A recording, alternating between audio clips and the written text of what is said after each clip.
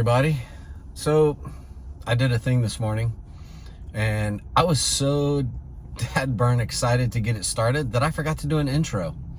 So I shot another episode of the Beyond the Curve, the Curiosity podcast, and did a follow-up interview with Dr. Wayne Rodolfich, the superintendent of the Lake Wales Charter Schools. And we dove into kind of scores for this year, the school scores. We dove into the goal setting that the schools have gone through.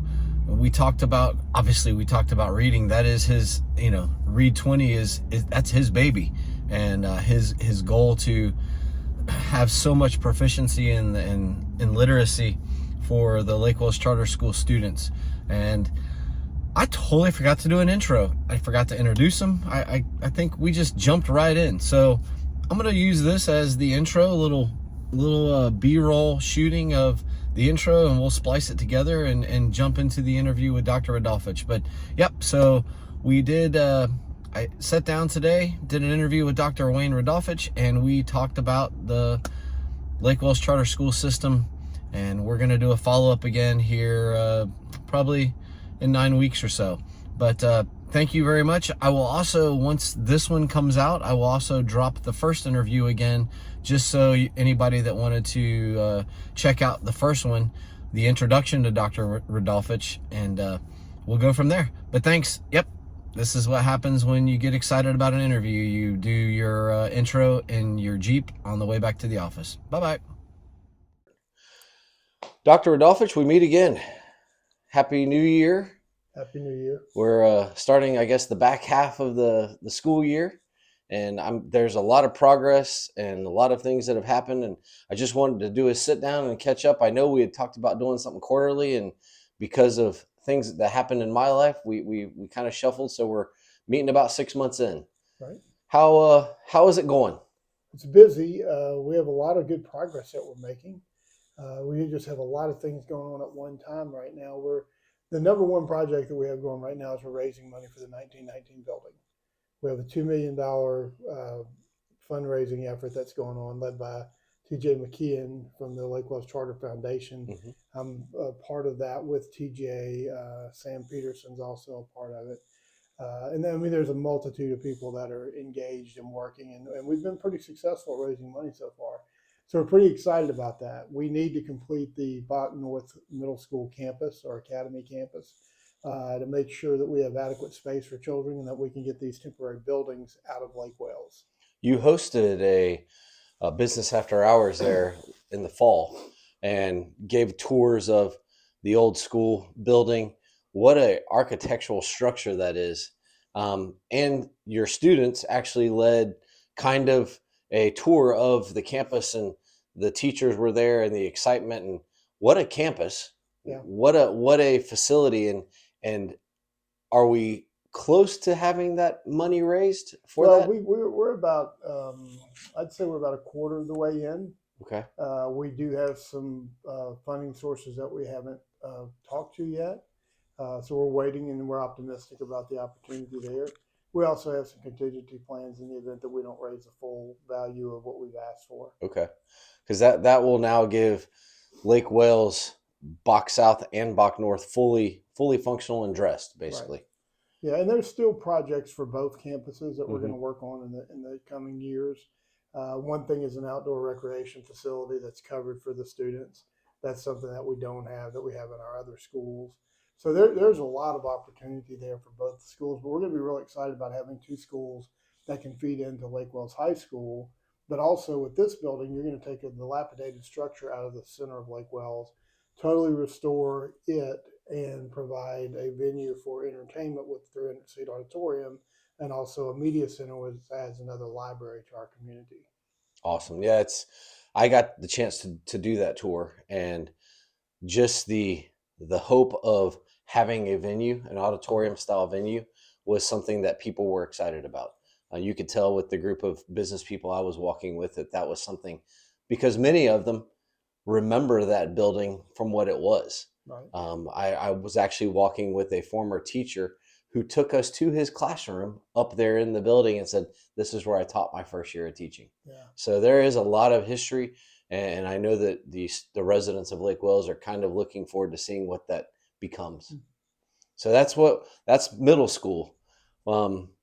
You did some crazy things getting ready for Christmas break, New Year's, and you're still doing crazy things.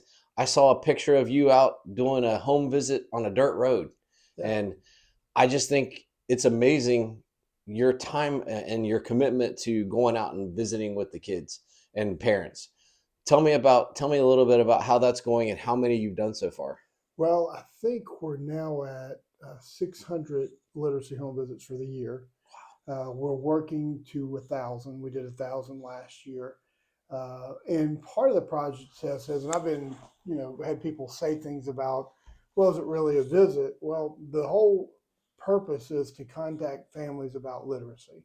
So whether I get to see the parent or not, there'll be a door, a hanging bag with a book in it, and some background on why it's important to read with your children at school and away from school.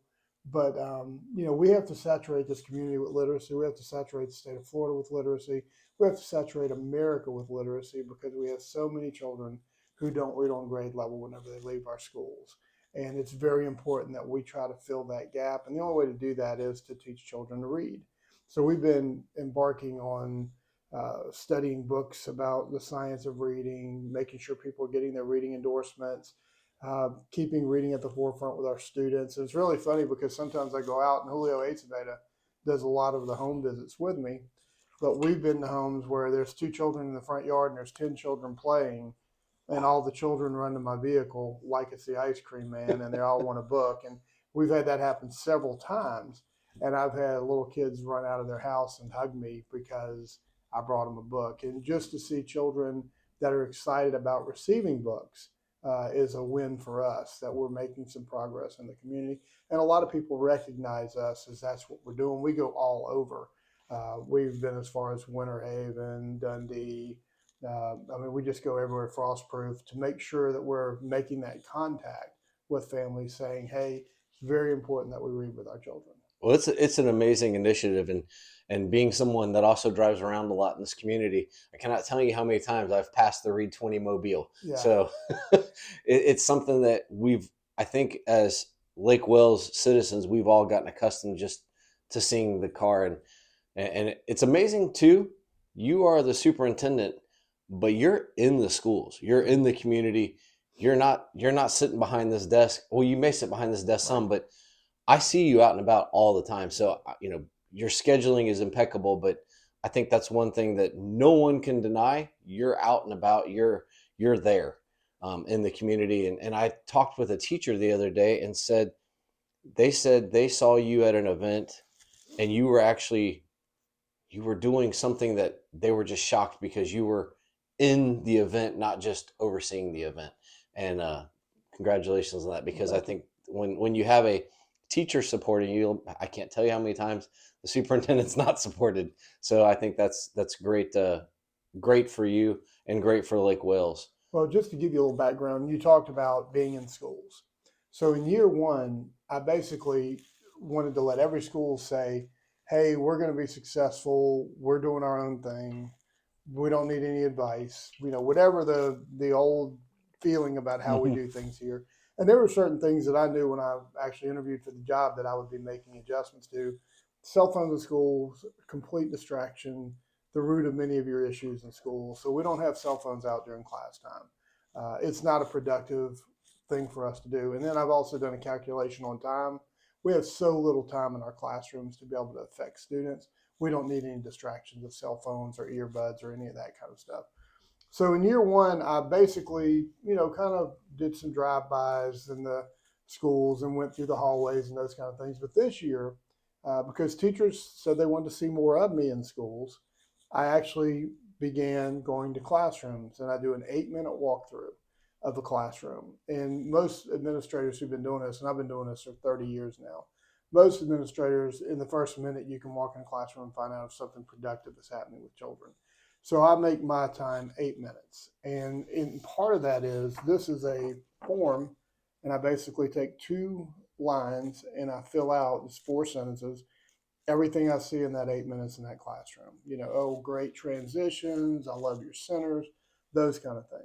So I did this for like the first 9 weeks. And then I had teachers saying, we'd really like some feedback when you come to our classroom. And because I'm not the official evaluator of teachers when I go into classrooms, and I hope that people understand it's not my purpose. My purpose is to go in and encourage children, encourage teachers to do better and to have a great experience here. So I created this card called an observation affirmation. And on the back of the card, there's space where I can write 3 sentences, and then I initial it, and then I date it. So yesterday I made 12 visits to classrooms at Janie Howard. That's 8 minutes per classroom. The day before I made 15 visits to Janie Howard classrooms.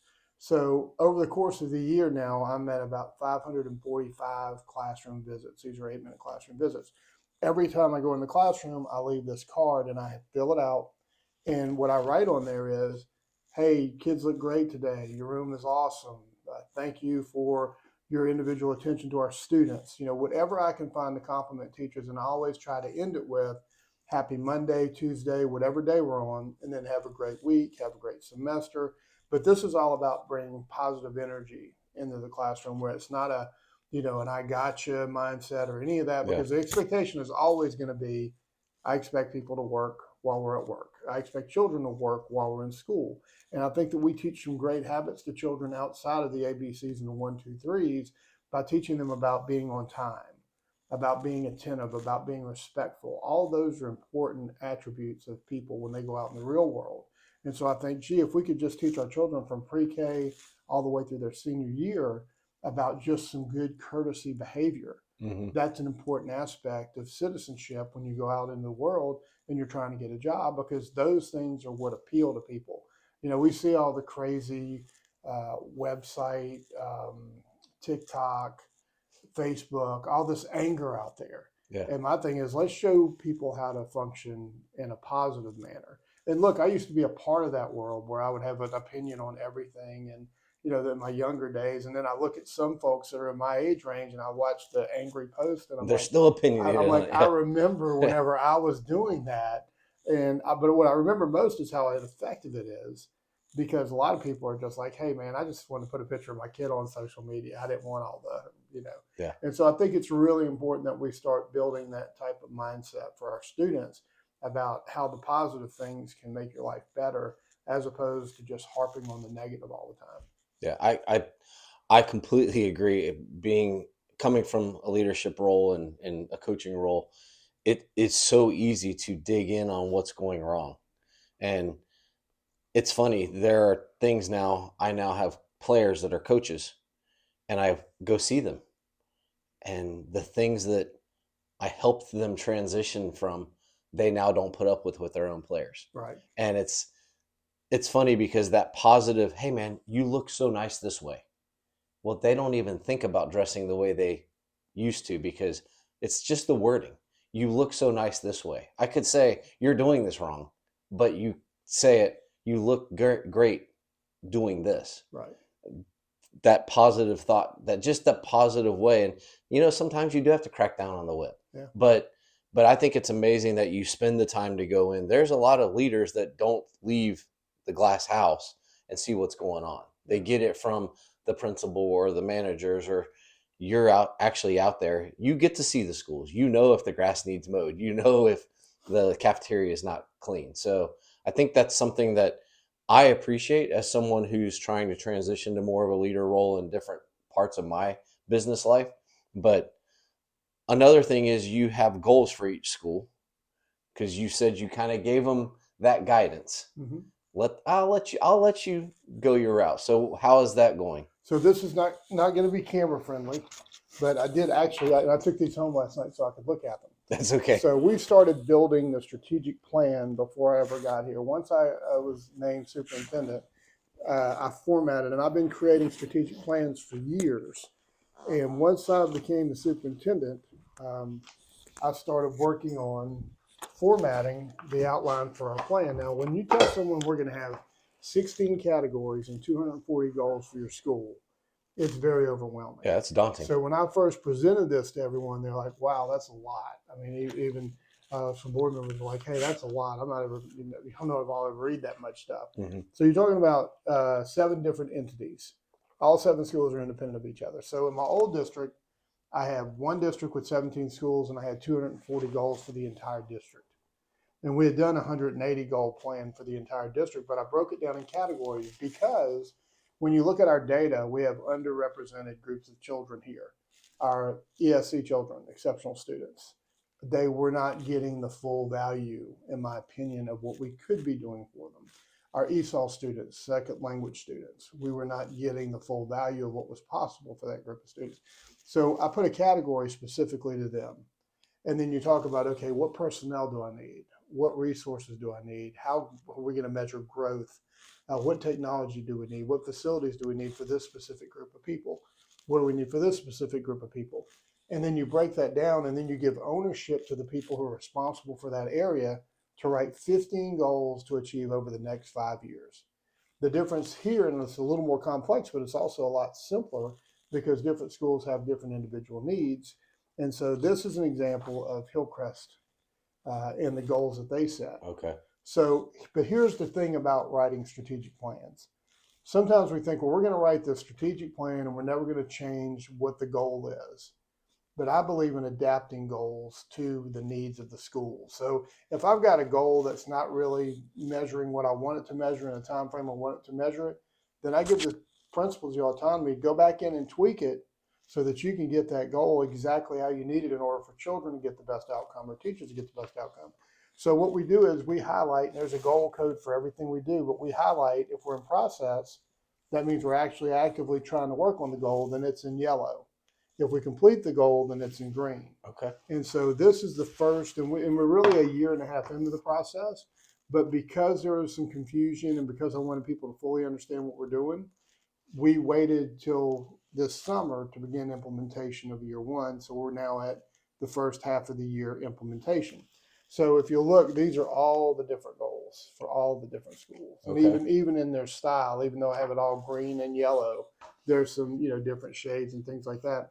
Not a big deal. But what is a big deal is when I go back and I look at the quality of the goals we've written. There are some goals that need to be revised. There's a situation where we had a principal leave a school. New principal comes in. She looks at the format that was set. She's not satisfied with the measurement of some areas, and I've given her full autonomy because actually in year 1, we'll be refining and revising our goals all the way until June whenever we meet for our administrative training, and then we'll have a final copy. So we'll have 3 years to actually work on the very specific goals now that everybody understands what the expectation is. And a lot of times whenever people do something and it's not correct or not the level that you want it to be in, it's not because they don't want to do it. It's because they haven't been trained on how to do it. And so this is very specific. It's very targeted. But I also believe in when I first came in, I wrote 100 goals to accomplish while I was here. And so I've worked on that list, and I still work on that list. But this year I narrowed that list down to about 14 goals, now, which is much more specific to certain areas. But again, I'm still at any time juggling 100 goals in this system because I wish that we didn't have to deal with maintenance or we didn't have to deal with contracts or, what's the custodial. Those are all parts of the job. And this is a much smaller administrative office that I'm used to dealing with. So there's a lot more responsibility that falls back to myself, Mr. Smith, and a multitude of other people who work here. So now that the goals are they've seen the light of day, they're down, they're being worked on, as you go around and you talk to the schools, how is the process of achieving those goals going? Well, I think it's going well. I've actually talked to our sponsor district, Mr. Hyde, our superintendent in Polk County, because they oversee 5 of our schools from a maintenance and facility improvement standpoint. And he and I talked about it. And I had a specific science teacher in the district who didn't have air conditioning functioning properly in her room. And I was in her room doing an observation that day. So I said, well, I've got a portable here in the office. I went back to the office and I sent the portable back over to her classroom. She explained to me if you would just change the color of the paint on the roof of my temporary building, then I said, well, I'll get the paint and paint it myself. And I told that, and Mr. Hyde said, no, we don't want you climbing on roofs. We'll get it taken care of. Well, that's something that we'll work towards during the course of this year. But in the summer, when we get to the summer, if it's not done, it's going to get done. But I will tell you that Polk County's worked pretty well with us on all of our maintenance issues that we've had here. We're working on a little bit larger scope of projects now that we'd like to work with Polk County on. But those are the unseen things that your typical person who has a child in school, they don't see the background. I mean, we're working on a custodial contract right now for next school year. There's a lot of space that has to be covered from a custodial standpoint. There's a funding change going to occur because you don't have all the ESSER money that you formerly had over the last few years with the pandemic. So we're going to have to tighten up our belts a little bit around our schools, and there's going to be some challenging financial things that we're going to have to deal with, but we're working on that right now. And those are the issues in the college world. The same thing is, as the coach, this is what I need to operate my team. I have no idea what's going on the president's side of the college with funding, endowments, Right. national grants. All I know is you told me to cut 10% off my budget. How am I supposed to make it work? Right. Well, you're in the same position as the superintendent. You're dealing with teachers who want everything, need everything, administrators who want everything. Heck, you want everything. So when you see those types of issues coming from a lifetime of doing this, how do you put a positive spin on, I'm going to take something away from you? Well, sometimes you just have to have candor.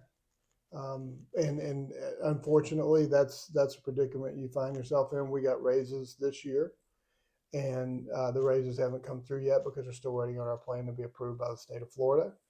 I feel like we've been very transparent. We've had multiple meetings. I went and actually addressed several staffs because there was an opinion that we're holding the money in our central office to gain interest on it, and it couldn't be further from the truth. But I also went out to those schools, and number one, I always thank people for the job they're doing, but I also point out where we can be better and how we can better affect this group of children, based on our efforts and because we have the personnel in place to do it. But I asked teachers, I said, tell me, what is your question? Let me answer your question with everybody in the room so you can read my body language and you can tell me whether I'm telling you the truth or not. But the idea that, when you have rumors and you have social media posts and you have all this stuff out there, Mm-hmm. we create this frenzy of, we don't trust what's going on. And I'm like, okay, what's the question? Because we'll answer the question. And we've answered questions multiple times in board meetings. And we've heard speeches multiple times in board meetings where people are, talking about teacher pay. Well, I don't have any control over what the state of Florida decides to pay teachers. Yeah. And every year when we come to work to do a job. And my expectation is everybody's going to fulfill the obligation of doing the job that we've been hired to do. So it's really important that we have candor whenever it comes to this is what we have, this is what we can offer, but we also need to make sure that children are getting what they need based on the promise we make to children. And so, sometimes it's always not a pleasant conversation because you can't tell people what they want to hear. Yeah. You have to tell them the truth. And I've found that telling them the truth is better and having a little bit of, feedback from that as opposed to not telling the truth or pushing the can down the road because that never works out good for anyone. Having your feelings hurt, but knowing the truth about those feelings, you're still going to have your feelings hurt, but at least you know the truth. Yeah. And I think that those are tough conversations. We saw as on Facebook, social media, we've seen the school grades pop in. Mm-hmm. What was your feeling on the overall school grades for the charter school this year? Well, number one, they changed the cut scores. And so what you can't ever come to me with is, oh, well, we have this group of children, or we have these poor children, or we have this group of children. I'm never going to blame the kids. Teaching is difficult. In order to be great at teaching, you have to find what works with each individual student, and then you have to press that student. Children can be totally unmotivated. They can lack attendance. They can do all those things. None of that gives us an excuse not to teach children while they're in our classroom, not to teach children for the full length of time that they're in our classroom. There's nothing that drives me more crazy than we give an assignment out at the beginning of your class and, okay, knock yourself out.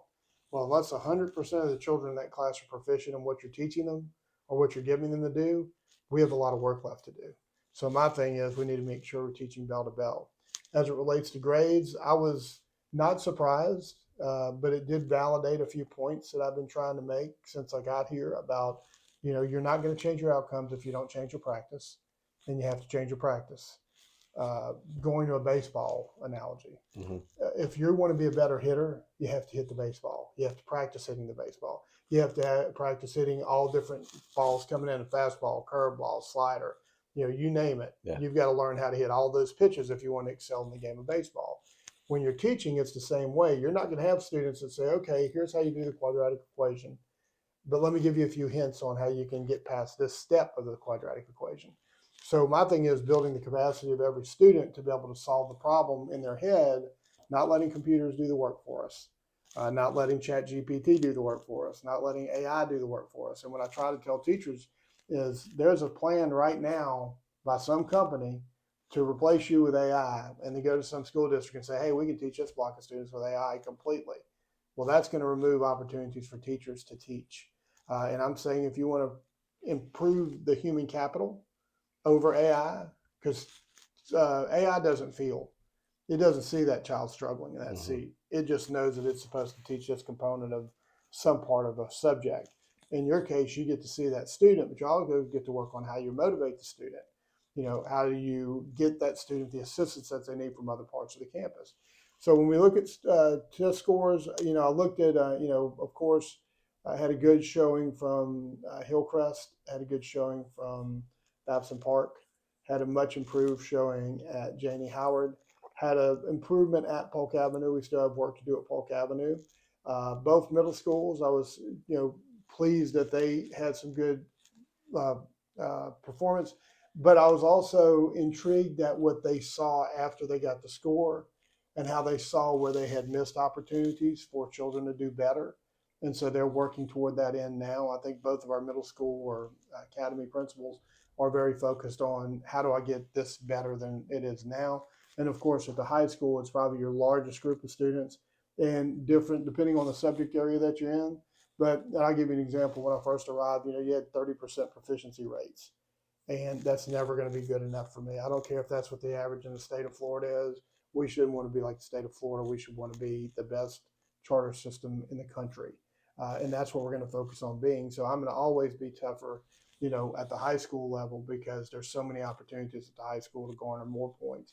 And also to expand into, and I'm telling you, this will come to the state of Florida at a much higher level than it is now, but career academies, workforce, all that. We implemented that in the state of Mississippi. It is now the driving force in education in Mississippi.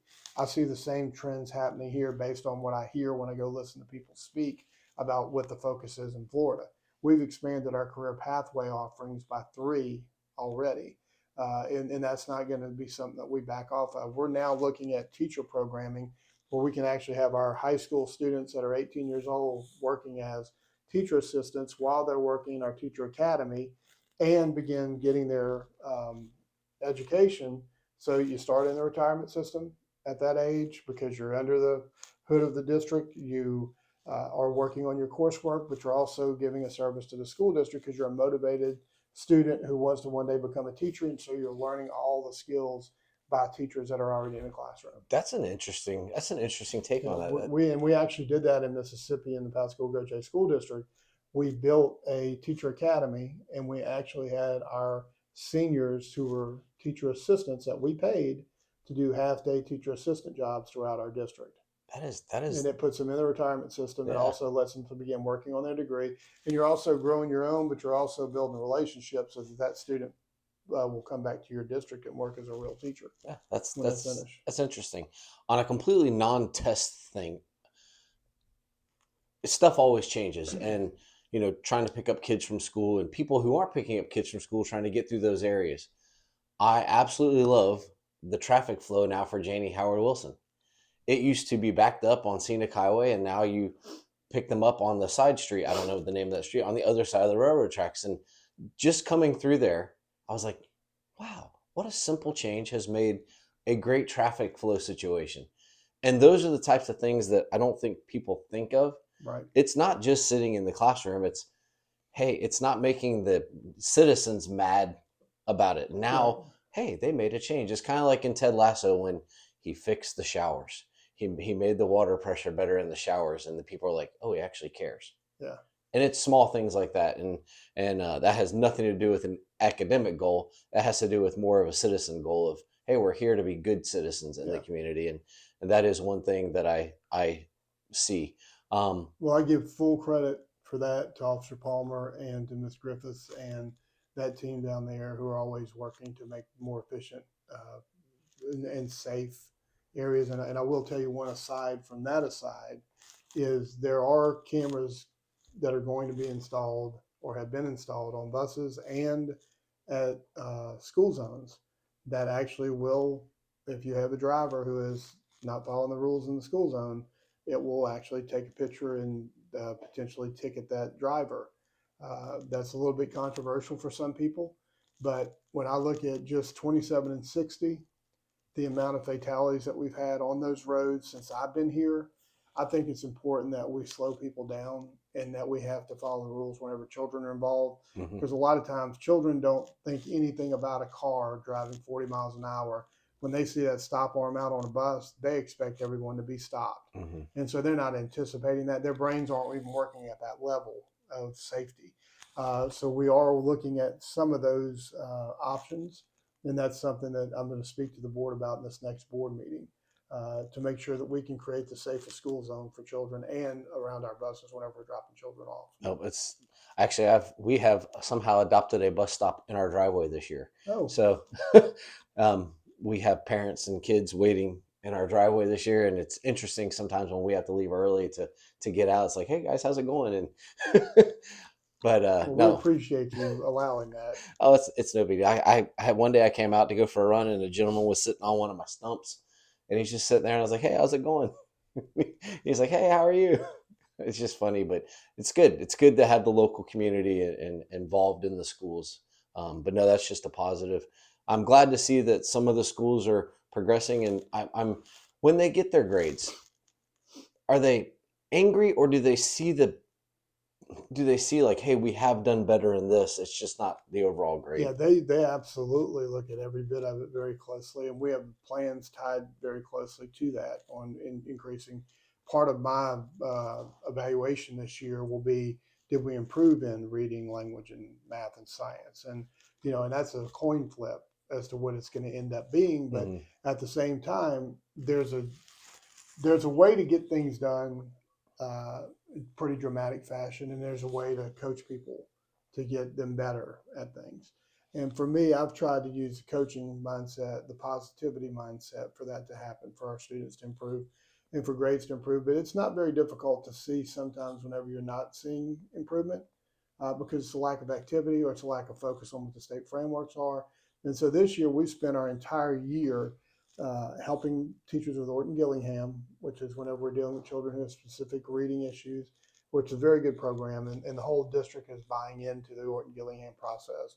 SIOP training, Sheltered Instructional Observation Protocol, that's for our Hispanic students. Okay. Our EL students. We say Hispanic because that's our largest group of non-English speaking students. But with that group of students, we have Dr. Julio Acevedo, who goes out and trains our teachers on how to interface with our students who don't speak English.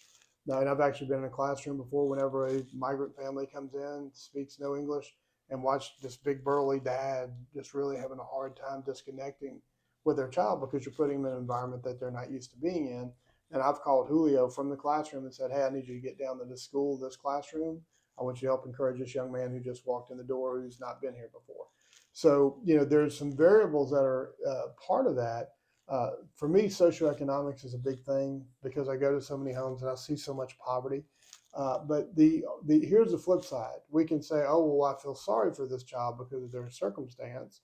Or we can say, hey, I'm going to give this child an opportunity to have a better circumstance. Mm-hmm. And there's nothing wrong with being poor. I grew up being poor. I didn't know I was poor when I was a kid, but we were poor. We had a Country Squire station wagon that had rumble seats, and actually the bottom of the car had rusted out. So you could see the road as we were driving through the community. And we thought we were the coolest kids in town. Hey, you can see the street while we're driving. Well, we didn't know we were sitting on a rust bucket and we could fall out of that rumble seat ourselves. But the thing was, we always found a way. And I think a lot of times we can enrich people by the level of education they have. It's the one great equalizer out there. And I tell people all the time, if you want true liberation, learn to read. That's the most liberating skill you can adapt because it gives you a limitless opportunity to study any subject, anything that interests you. And I do think that, and I was late. I came late to reading. That wasn't a big deal for me. I always were able to be successful in school, but I really got into reading in my graduate years of college, and just I lived on a campus in Delta State University, which is in the middle of the Mississippi Delta, so there wasn't anywhere to go. So I spent my weekends in the library, and I would read all these cool books. Mafia Kingfish is one of them, about Carlos Marcellus. That was about a 700-page book, but I would go in there and just read that book. And there's just so many other stories out there. But I just think it's such an enriching thing to make sure that we're passing on the gift of reading and literacy to our students. And I think that is the one great equalizer to help children get out of poverty. Well, I think that's great. I actually was listening to an interview with, not to be controversial, but listening to an interview with Kevin Hart the other day about he didn't even know his situation until he got out of his neighborhood and saw other situations. He didn't know that there was another way to do things. Mm-hmm. And I won't go into depth on the interview but he said, once I could see that there was another way to do something, I realized, oh, maybe we're not doing it right here. And so once he got out, and now he's super successful, and makes investments. And not only is he successful, but he's taken what he's learned and uses it to gain more success. I want to respect your time, because I want to sit down and do this again maybe in March as we get through testing and that type of thing. What is something that we may have not touched on, and what's something that you're looking forward to as we move forward to the second half of the year? Well, I'm looking forward to what our outcomes look like in all of our schools whenever we, get our grade for this year. We had a baseline last year. None of those scores counted. You get to hold your old grades and all that stuff. So we're about to start moving into the realm of this being for real whenever it comes to your accountability information. I have concerns about certain areas and aspects, and I've tried my best to figure out, how do I help navigate this? How do we educate? How do we lift this part of the organization? But there are times that you're just going to have to make some tough decisions about, are we going to move forward, or are we going to make a change with, some of the ideas and operations that we have? Sometimes I think that we can get so focused on one aspect of things that we neglect the other aspects of it. So I think it's important, number one, to be fair to everybody who works here. Give them an opportunity to prove that what they're doing is working for them. Mm-hmm. If it's not, then we have to adjust our sails in order to make this journey as a full group, because we're not crossing as one, we're crossing as seven. And it's important that people understand that we're going to be a team, and that everyone has the same standard of expectations and excellence in every school. And, I know that people get upset about, we're way too much on wanting to be the best at this or that. And I think you should be the best in everything you do. I think athletics, arts, just with what's happened with our high school band program, it's just miraculous. You went from 20 kids, you'll be dreaming at 100 next year. Mm-hmm. No one thought that was possible. It was a dead program. Nothing was happening. But you have this great leader that comes in and just changes the outcome at the high school, Ms. De La Cerda. And you're seeing some great outcomes. I went to their winter concert, and it was fantastic. And it was so many transitions and so much time and effort. But children respect the fact when you put the time in, they know that you care.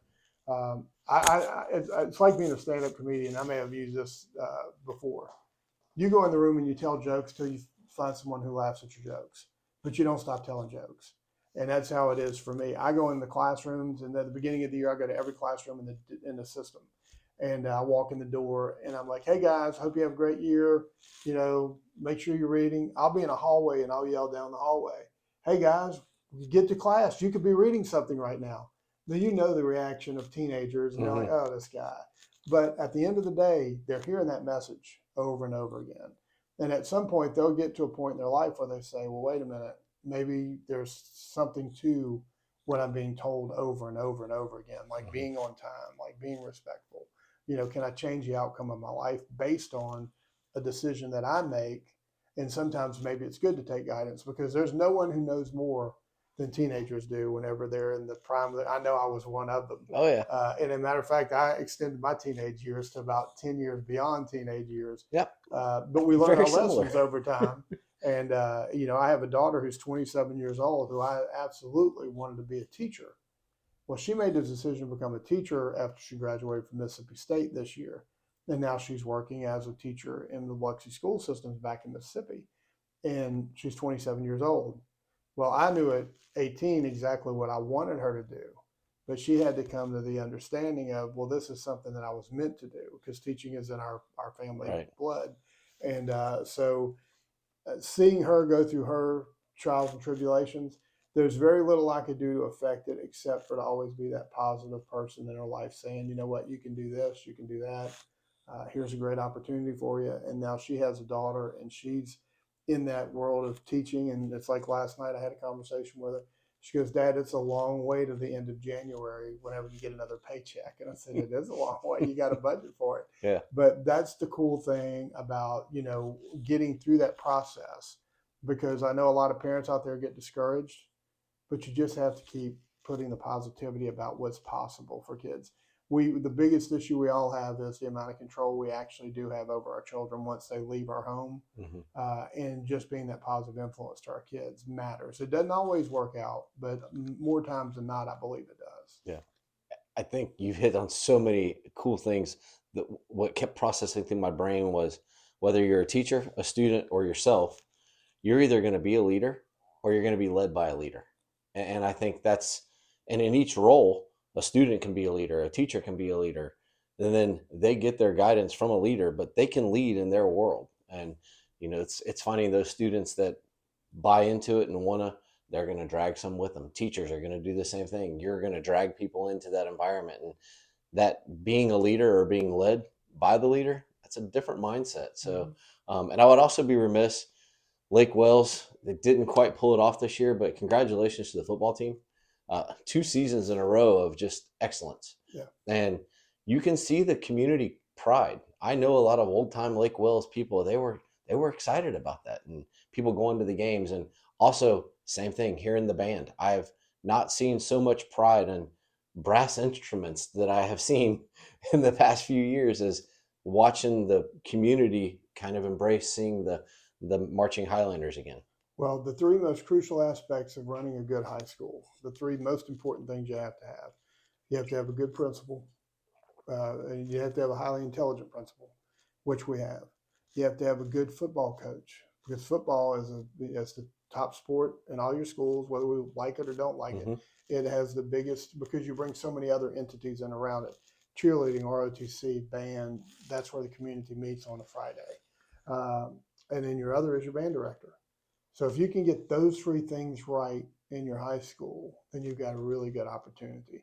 And you're seeing that now. And part of it is the number of children who are in band. And when you're trying to teach classroom management, go into a band director's band hall whenever they're teaching music and watch how one person can get 110 kids or 150 kids to snap to attention in a blink. And that's classroom management. And so they're building that capacity all the time. Plus, music is math. So you have this high number of students who are engaging in continuous lessons of discipline. And then the condition of being able to be in the band is having to perform at a certain level in the classroom. So you have that advantage. It's the same thing with your football team. You teach kids to be respectful. You teach them to give their best effort every day. You teach them a work ethic year-round, because it's a year-round sport.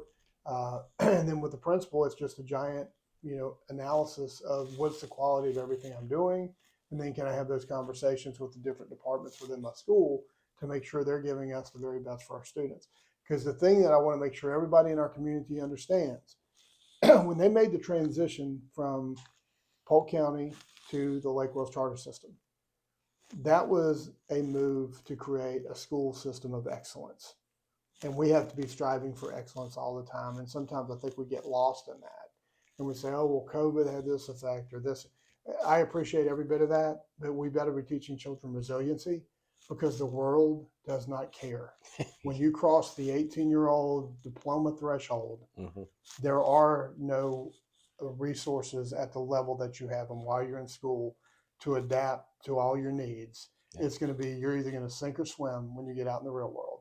And that's why it's so important to me that we're teaching responsibility to students about doing their work and about coming to school and about being on task and about giving their best effort. Because if we can teach those things, then they're going to be more successful when they go out in the real world. And that's my biggest concern. When a child crosses the football field to get their diploma, there's no worse feeling than seeing a child who is completely scared about what's next. Yeah.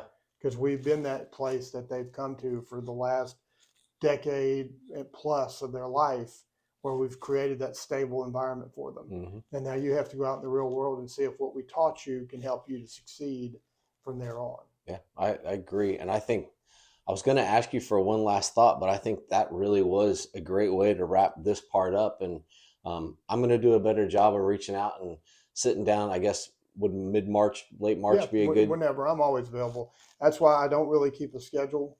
Anybody that comes in here, if I'm available, I'm going to see them. You know, a lot of people say, "Oh, well, let me put you on an appointment." It's just like when you sent me what's a good time. Really, it's what's a good time for you. I can adapt my schedule. Today, I just happen to have an audit conversation that we're going to have at 9 o'clock. But you know, I very seldom block off any time where I'm unavailable. I want to be available to everybody all the time. Well, I appreciate your time, and I look forward to the next one. And let's have a great start to the last half of the semester or the school year. Well, at the end of the year, we get to celebrate children all over again who've accomplished graduating school, and we have all of our children who are accomplishing all these reading goals that they've set. And we've even expanded it to the middle school now, where there's a reward for students in the top 10 of each grade level. Awesome. So that they also can reap some benefit from the extra work that they've done. That's good. And it's an automatic free education. Yeah. Well, thank you, Dr. Rodolfich. It's always a pleasure. Appreciate it. And look forward to the next time. Yes, sir. Thank you, guys. Bye-bye.